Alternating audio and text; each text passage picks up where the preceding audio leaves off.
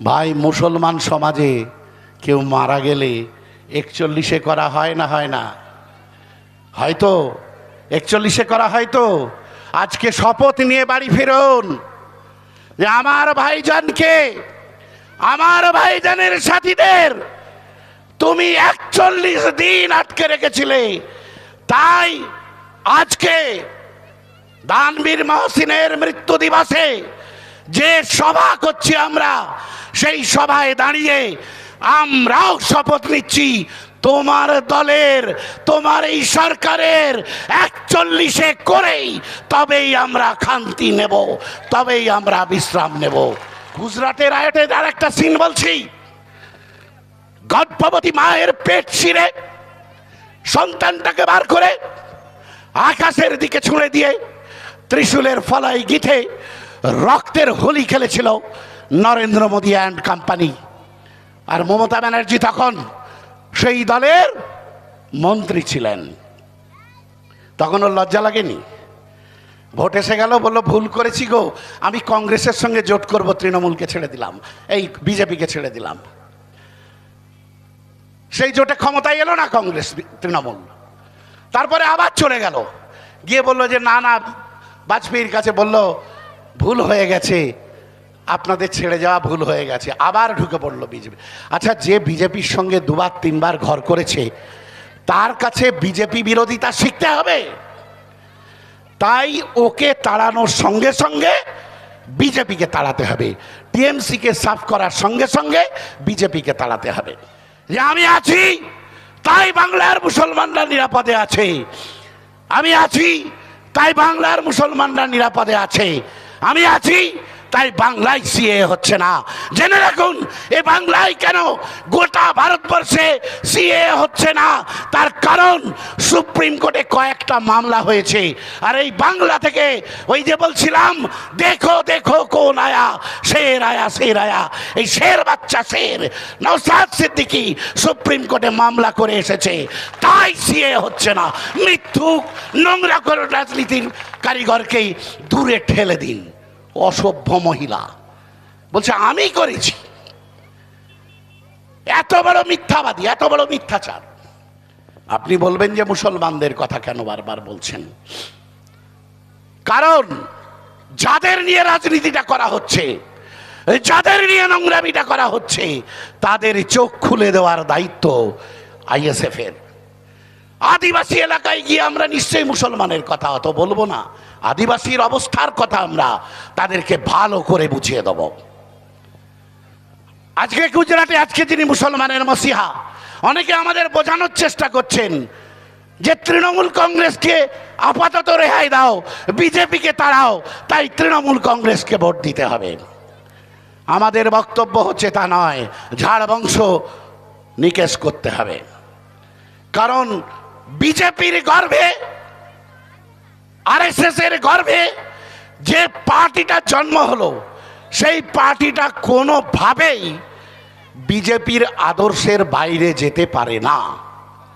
কাজে আপনি বিজেপিকে তাড়ালেন, কিন্তু তার গর্ভজাত আদর্শের সন্তানটাকে রেখে দিলেন। সুতরাং আপনি তৃণমূলকে তাড়ানোর সঙ্গে সঙ্গে বিজেপিকে তাড়াতে হবে। তৃণমূল কংগ্রেস, বিশ্বজিৎ বলছিলেন সরকারে থাকার কথা, কেন্দ্রের সরকারে, বিজেপির সরকারে। গুজরাটে রায়ট হয়েছিল, আপনাদের মনে আছে? যারা অল্প বয়সী তাদের মনে নেই, কিন্তু যারা সিনিয়র আছেন, মধ্যবয়সী আছেন, তাদের মনে আছে। আমরা সেই সময় খবরের কাগজে, টেলিভিশনে প্রতিটা মুহূর্তে গুজরাটের রায়ট নিয়ে আমরা চর্চা করতাম, দেখতাম, শুনতাম, খবর বুঝতাম। আমি দুটো ইনসিডেন্টের কথা বলছি। নির্মমভাবে কংগ্রেসের এমপি জাফরি সাহেবকে গাড়ির মধ্যে আষ্টে পৃষ্ঠে বেঁধে গোটা গাড়িটাকে পেট্রোল ঢেলে জ্বালিয়ে দেওয়া হয়েছিল। যারা করেছিলেন, যিনি করেছিলেন, নরেন্দ্র মোদী। আমাদের দুর্ভাগ্য যে যার পাঞ্জাবিতে এখনো রক্তের দাগ লেগে আছে, সে এখনো আমাদের দেশের প্রধানমন্ত্রী। মোটা ভাই এসছে কলকাতাতে, তিনি আর তার হয়ে সাফাই গাইতে এসেছে যে ওকে ভোট দেওয়া দরকার, হিন্দু রাষ্ট্র গড়ব। আরে হিন্দু রাষ্ট্র গড়লে যদি আমার হিন্দু ঘরের সন্তানরা চাকরি পায়, মুসলমানরা 50 টাকা কেজি দরে চাল কিনবে, আমার অমুসলমানের পরিবার 30 টাকা কেজি চাল কিনবে, মুসলমানদের সব দেশ থেকে তাড়িয়ে দেবে বলছো, মিথ্যে কথা, ওটা রটিয়েছে। সিএ করলে, এই যে মমতা ব্যানার্জি বলে সিএ এর কথা, আমি আপনাদের স্মরণ করিয়ে দিতে চাইছি যে আমি আছি তাই বাংলার মুসলমানরা নিরাপদে আছে, আমি আছি তাই বাংলার মুসলমানরা নিরাপদে আছে, আমি আছি তাই বাংলায় সিএ হচ্ছে না। জেনে রাখুন, এ বাংলায় কেন গোটা ভারতবর্ষে সিএ হচ্ছে না, তার কারণ সুপ্রিম কোর্টে কয়েকটা মামলা হয়েছে। আর এই বাংলা থেকে ওই যে বলছিলাম, দেখো দেখো কোন আয়া, শের আয়া শের আয়া, এই শের বাচ্চা শের নওশাদ সিদ্দিকী সুপ্রিম কোর্টে মামলা করে এসেছে, তাই সিএ হচ্ছে না। মিথ্যুক নোংরা করে রাজনীতির কারিগরকেই দূরে ঠেলে দিন। অসভ্য মহিলা বলছে আমি করেছি, এত বড় মিথ্যাবাদী, এত বড় মিথ্যাচার। গুজরাটের আয়টের আর একটা সিন বলছি, গর্ভবতী মায়ের পেট ছিঁড়ে সন্তানটাকে বার করে আকাশের দিকে ছুঁড়ে দিয়ে ত্রিশূলের ফলায় গিথে রক্তের হোলি খেলেছিল নরেন্দ্র মোদী অ্যান্ড কোম্পানি। আর মমতা ব্যানার্জি তখন সেই দলের মন্ত্রী ছিলেন। তখন ওর লজ্জা লাগেনি? ভোট এসে গেল, বলল ভুল করেছি গো, আমি কংগ্রেসের সঙ্গে জোট করব, তৃণমূলকে ছেড়ে দিলাম, এই বিজেপিকে ছেড়ে দিলাম। সেই জোটে ক্ষমতায় এলো না কংগ্রেস তৃণমূল, তারপরে আবার চলে গেল, গিয়ে বলল যে না না, বাজপেয়ীর কাছে বলল ভুল হয়ে গেছে, আপনাদের ছেড়ে যাওয়া ভুল হয়ে গেছে, আবার ঢুকে পড়লো বিজেপি। আচ্ছা, যে বিজেপির সঙ্গে 2-3 ঘর করেছে তার কাছে বিজেপি বিরোধিতা শিখতে হবে, তাই ওকে তাড়ানোর সঙ্গে সঙ্গে বিজেপিকে তাড়াতে হবে, টিএমসিকে সাফ করার সঙ্গে সঙ্গে বিজেপিকে তাড়াতে হবে। আজ নওশাদ সিদ্দিকী ভাইজানকে ভয় পেয়েছে বলে তাকে 40 দিন বিনা কারণে, আপনারা জানেন যে একদিকে যখন বিজেপি তারা নবান্ন অভিযান করে, শুভেন্দু অধিকারীদের গ্রেপ্তার করে, জামাই আদর করে নিয়ে যাওয়া হয় এবং চপ কাটলেট খাইয়ে, চা বিস্কুট খাইয়ে তাদেরকে মুক্ত করে দেওয়া হয় সন্ধ্যেবেলা। আর আমার আপনার ভাইজান নওশাদ সিদ্দিকী কলকাতায় মিটিং করছিলেন বলে, আমরা কলকাতায় মিটিং করছিলাম বলে আমাদের প্রায় 100 কর্মীকে ভাইজান সহ আপনারা দেখেছেন যে কিভাবে মমতা ব্যানার্জির প্রশাসন টানতে টানতে টেনে হিচড়ে তাকে নিয়ে গিয়ে জেলে ভরেছিল। 1 দিন 2 দিন নয়, 40 দিন তাদের আটকে রেখেছিল, 41 দিন আটকে রেখেছিল। 40 দিনের দিন জামিন হয়ে গেছে, তারপরের দিন এ কাগজ সে কাগজ ন্যাকামি করতে করতে, নাটক করতে করতে 41 দিন চলে গেল।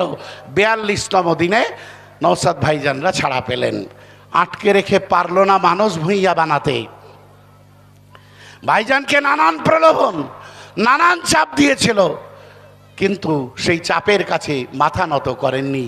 নওশাদ ভাই বারবার বলেছিলেন যে আমি সমাজ পরিবর্তনের জন্য এসেছি, ক্ষমতা দখল করতে আসিনি।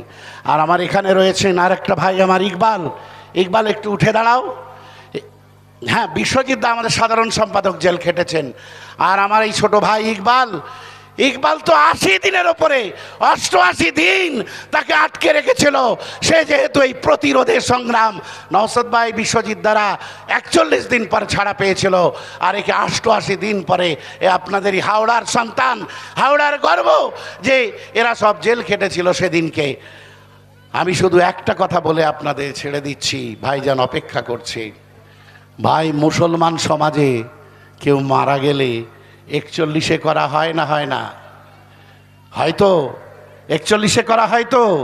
আজকে শপথ নিয়ে বাড়ি ফিরুন যে আমার ভাইজানকে, আমার ভাইজানের সাথীদের তুমি 41 দিন আটকে রেখেছিলে, তাই আজকে দানবীর মহসিনের মৃত্যু দিবসে যে সভা করছি আমরা, সেই সভায় দাঁড়িয়ে আমরাও শপথ নিচ্ছি তোমার দলের, তোমার এই সরকারের 41-এ করেই তবেই আমরা শান্তি নেব, তবেই আমরা বিশ্রাম নেব।